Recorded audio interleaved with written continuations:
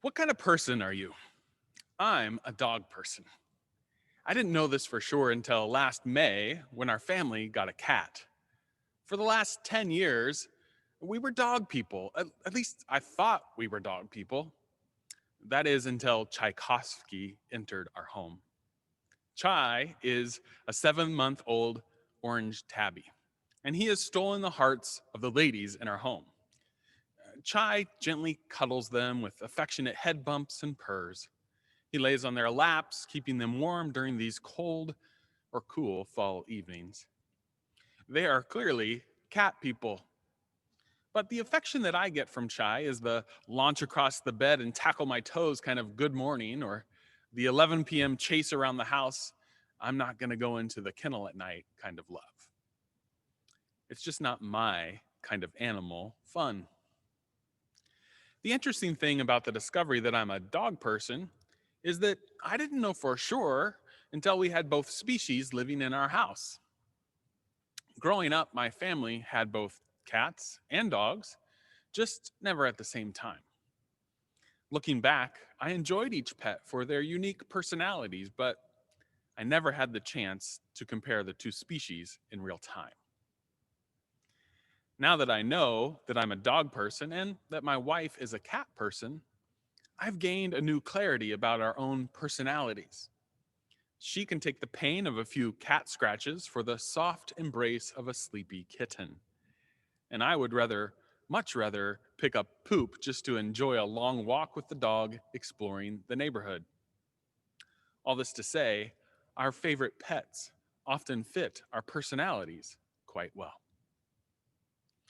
In today's gospel reading, Jesus reveals his personality with his own choice of animal companion for what many may call his triumphal entry into Jerusalem. While most conquering kings choose to ride into town in a stallion, Jesus is a donkey person. This is revealing not of his political persuasion, but rather of his attitude about the whole conquering king kind of industry. In looking at this odd choice of an animal companion, the commentator of the Gospel of Matthew makes sense of the decision by quoting from an Old Testament or Hebrew prophet, Zechariah, who says, "Tell the daughter of Zion, look, your king is coming to you, humble and mounted on a donkey." Now, when you compare these two scriptures in Zechariah and Matthew, it's important to note that Matthew omits a significant line from Zechariah's prophecy.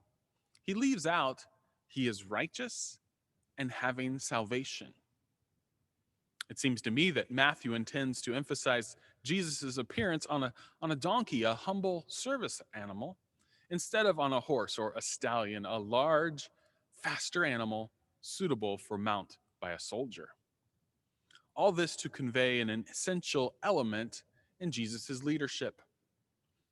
As Matthew emphasizes, Jesus is the kind of leader who was born to peasants rather than in a palace. Jesus is the kind of leader that doesn't live in the nicest of neighborhoods. Rather, he is a homeless man who has nowhere to lay his head. And rather than coming to dominate his enemies and bask in the victor's adoration, Jesus is the one who comes not to be served, but to serve, and to give his life as a ransom for many.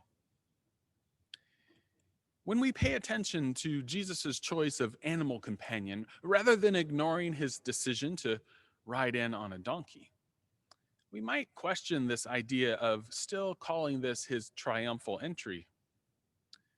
I believe Jesus' appearance on a donkey proclaims his role as a different kind of leader, as a suffering servant who will endure whatever humanity can throw at him, all in an effort to communicate the great love of God for the whole of creation. So, what kind of person are you?